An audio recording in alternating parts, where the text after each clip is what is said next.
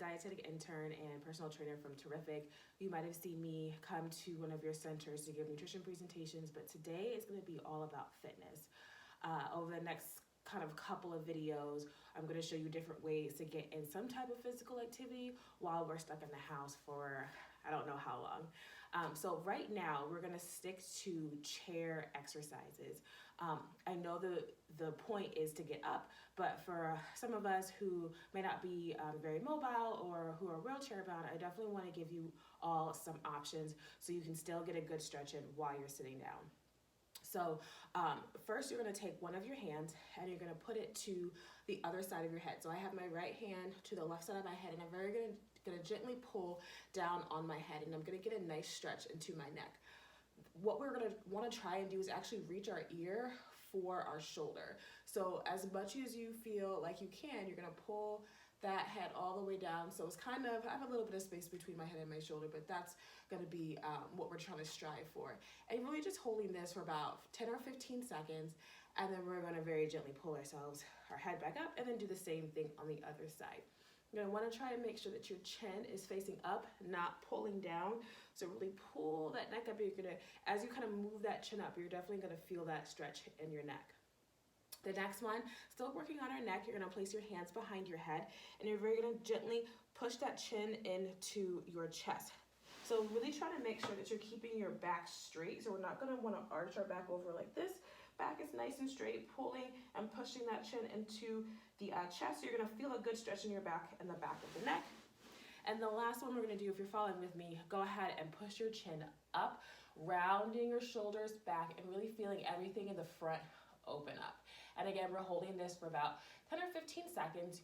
If you do these on your own, just kind of count down from like 15, and you should do that long enough. So we got our neck stretched out. Now we're going to start working on our shoulders. We're going to kind of go from head all the way down.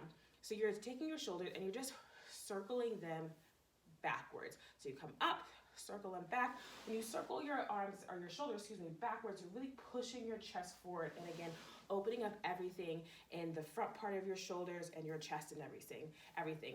So we're just moving them backwards here, and then follow with me. You're going to rotate them the other way forward.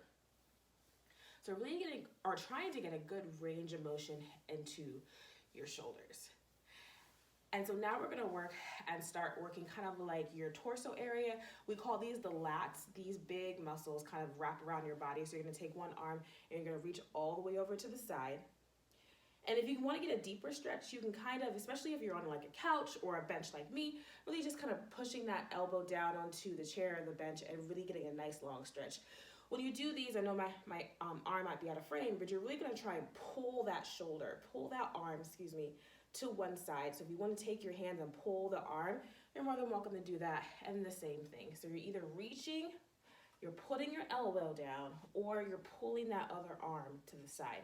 And you feel this nice long stretch right here.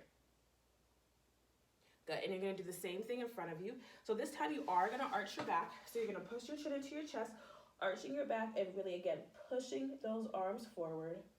And again, holding it 10 or 15 seconds. Doesn't have to be long.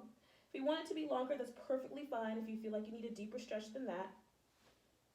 And you're going to come back, again, neutral spine, so really pushing your chest up, shoulders are down. So the next one is going to really depend on flexibility, but if you can, reach your arms behind you. And for some, this is going to be more than enough, just reaching your arms behind you. So you have this stretch kind of in the shoulders. If you are able to, you're going to interlock your hands, and you're going to pull the arms up as much as you can. So my head is going towards my shoulders, my hands are behind me, and I'm really just pulling my shoulders up as far as they can, stretching out my deltoids, which are also the shoulders. And then when you're ready, you come up, or you sit yourself back up. So again, if you reach behind you and you're starting to already feel this kind of stretch, you pull those arms down and you feel a stretch here, that's more than enough. If you feel like you can get a deeper stretch and you can start bending yourself over at your hips, that's fine as well. What we're really trying to do, again, is open up our chest area, because a lot of times when we're sitting a lot, we tend to arch here. And so our back becomes really relaxed and weakened, but everything right here is really tight and a lot stronger. So we're really focusing on pulling everything back and aligning everything. So that's why I'm really focusing on the chest and front of our body. So we got our shoulders, we got our lats. We're gonna do a little twist from side to side. Again, stretching out our spine, middle of the back as well. And then we're gonna start working on our hips a little bit. So again, there's different modifications for this, but if you can, you're either gonna do one of two things. You're gonna just cross your legs over each other, and for some of us who have really tight hips, this is more than enough. Or you're gonna start pulling that leg up towards your knee. So however far you can get your leg up is perfectly fine. So if it's here and you wanna grab it from here, you feel the stretch in the hip. So my right leg is up, so I'm feeling the stretch in my right hip. If you can, pull that knee up above, or pull that leg, up above your knee. And again, for some, this is just fine. If you feel like you can get a deeper stretch, you're gonna take your right hand, put it on your right knee, and push down. So see, kind of, I was here, it was a little angled, I'm pushing it down. Everything is now in line with each other. I feel a nice stretch in my groin area and my hip flexor. And so that's what we're trying to do here, is get a nice stretch into the groin. And then we're holding it. Should be about 10 or 15 seconds by now. Very slowly, let the leg come back down.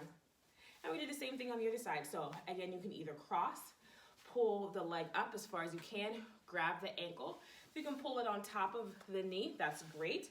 If it feels fine here, that's fine. Or if you feel like you can push that knee down a bit and get a nice stretch into the hip. So again, 10 or 15 seconds, longer if you feel like it needs to be longer. Anywhere between 10 to 30 seconds for a stretch is pretty adequate. And so we're actually gonna keep this leg right here because we're gonna start working on our ankle. So just big ankle rotations, few times clockwise and a few times counterclockwise. So I'm gonna go the other direction. And then we're just gonna switch feet and do the same exact thing. So again, if you can't pull this leg all the way up here, doing it right in front of you works just fine. So again, if this is too much, right in front of you is more than enough, and then go again counterclockwise. Perfect. And so kind of working our lower extremities a bit. You're going to sit straight up. Again, try not to arch your back, so push your chest up, shoulders are down. Now look at my toes. I'm gonna kind of rock my toes forward and back. And so what this is doing is working my shins and my calves. So I'm doing heel raises here. Heel raises work your calves, and kind of like toe raises or work your shins. So we're right here working our shins, my toes are up, and then right here working our calves, my toes are down. So I'm just rocking back and forth, just trying to get a little bit of circulation in my lower extremities. So we're gonna do this a few more times. Oops, there we go. And so that's a little bit of the sitting portion. There's two more things that I want to do, and it does require you to stand up.